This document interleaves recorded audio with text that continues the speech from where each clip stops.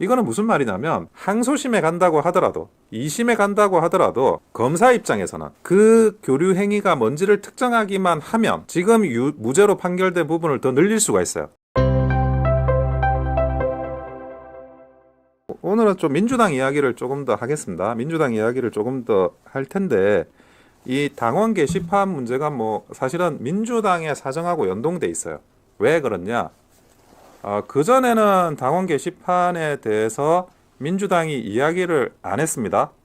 민주당이 이야기를 안 했는데 오늘 뭐 박지원 의원도 그런 이야기를 하죠. 박지원 의원도 그 사실상 그 가족이 아니냐, 가족인 것처럼 그 사람들이 그 사람인 것처럼 지적하면서 이제는 이야기를 하고 있어요. 그리고 그 민주당은 아닌 개혁신당의 이준석 의원도 그런 취지로 또 방송에 나와서 이야기를 하고 있습니다. 그건 뭐냐? 이제 이 당원 게시판 문제를 다른 당들이 지적을 하기 시작했다는 겁니다. 자, 왜 그럴까요? 이거를 이제 다시 한번 시계를 돌려서 우리가 보자고요. 우리가 메인 타이틀이죠. 오늘의 메인 타이틀, 그 이재명 대표의 1년 선고, 그 이후에 민주당의 운명은 어떻게 될까? 그 이야기를 제가 하기 위해서 오늘 이 민주당의 특별한 반응들에 대해서 하나 소개를 시켜드린 거예요. 어떻게 될까요, 여러분? 이재명 대표가 저번 주 금요일에 1년형을 선고받고 집행유예 2년을 선고받았습니다. 선거법 위반으로. 저도 변호사지만 제가 볼 때는 거의 100만 원 이하로 항소심 가더라도 선고될 가능성은 전혀 없다라는 생각이에요. 이 사건 자체를 볼 때는 감형이 되기도 어렵고, 그리고 대법원에만 간다고 하더라도 상고심으로 대법원은 양형에 대한 부분은 다툴 수가 없습니다. 오로지 유무죄만 다툴 수가 있어요.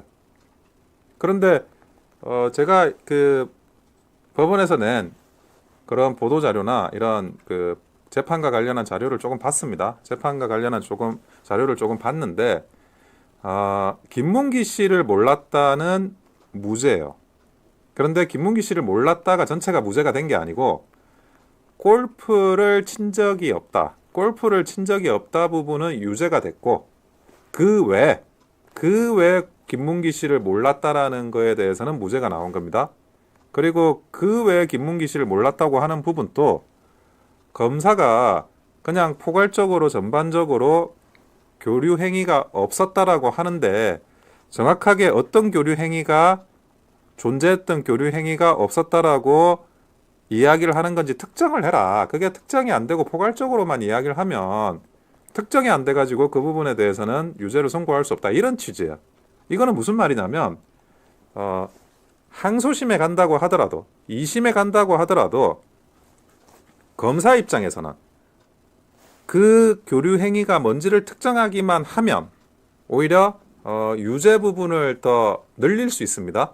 지금 무죄로 판결된 부분을 더 늘릴 수가 있어요. 하지만 뭐 그 특정이 안 되면 뭐 그대로 무죄가 선고되겠죠.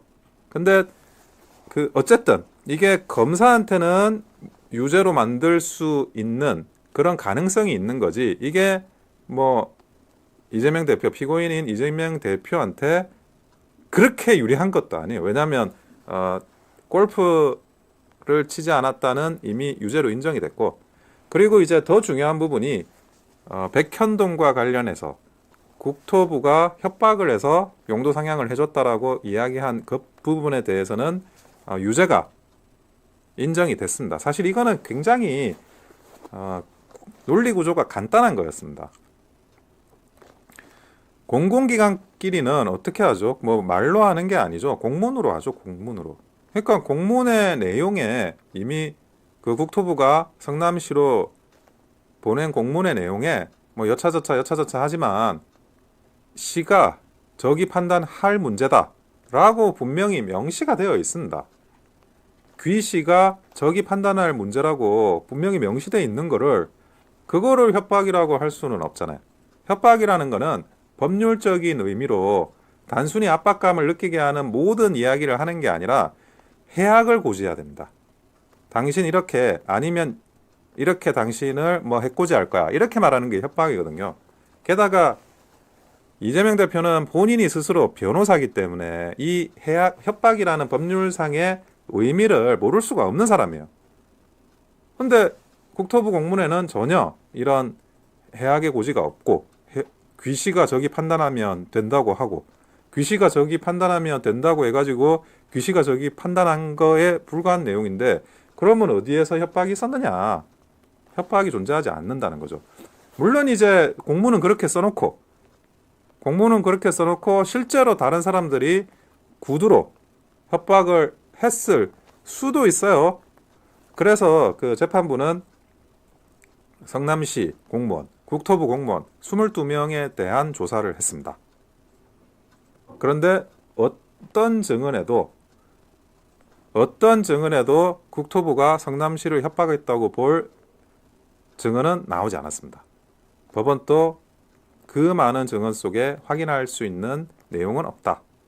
이렇게 이제 판단을 한 거죠.